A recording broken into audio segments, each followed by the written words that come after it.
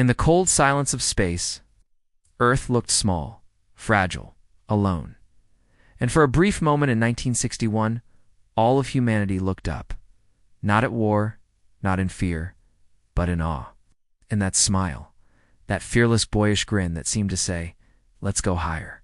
Beneath him, hundreds of tons of fuel, fire, and ambition. Streets were named after him, statues erected, songs written.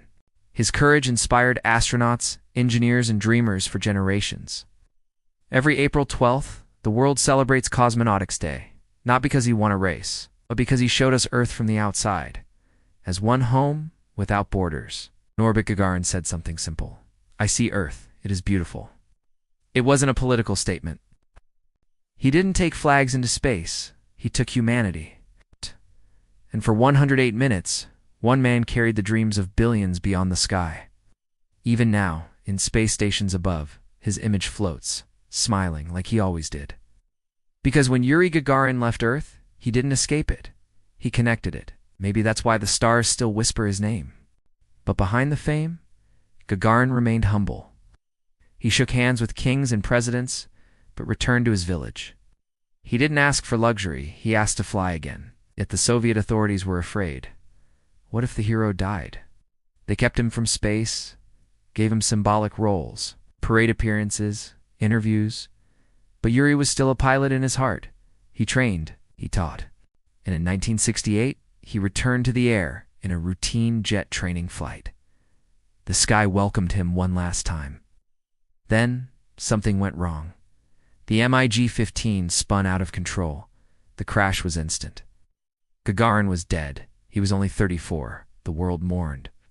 Tears fell in Moscow, Paris, Tokyo, and New York. The man who had seen the stars, silenced. The world held its breath. "Poyakali," he said into the radio. "Let's go." The Vostok 1 roared to life. Gagarin was crushed into his seat by the G-forces. He watched the sky turn dark, then black. He felt weightlessness for the first time. And when he looked down, he saw Earth.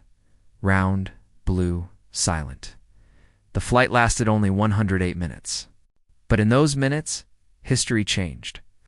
He orbited once around the planet, across continents, oceans, storms, and sunshine. And when he returned, the world erupted. He wasn't just a cosmonaut. He was a legend. He became a fighter pilot in the Soviet Air Force.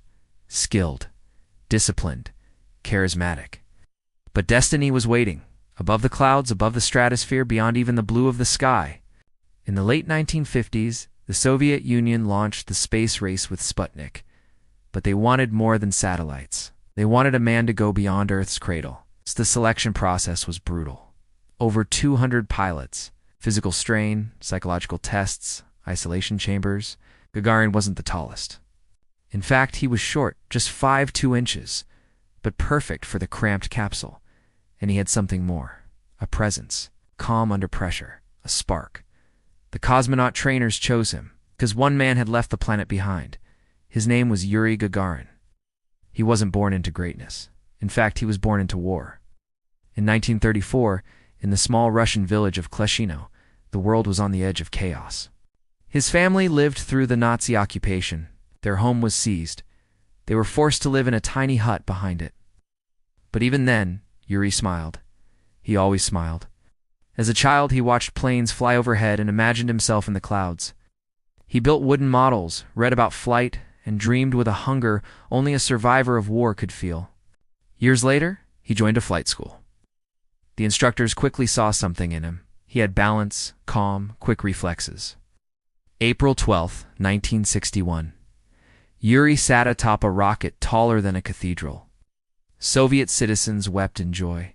School children learned his name. Western newspapers, even in Cold War tension, called him a hero. But his name never faded. Yuri became the face of exploration.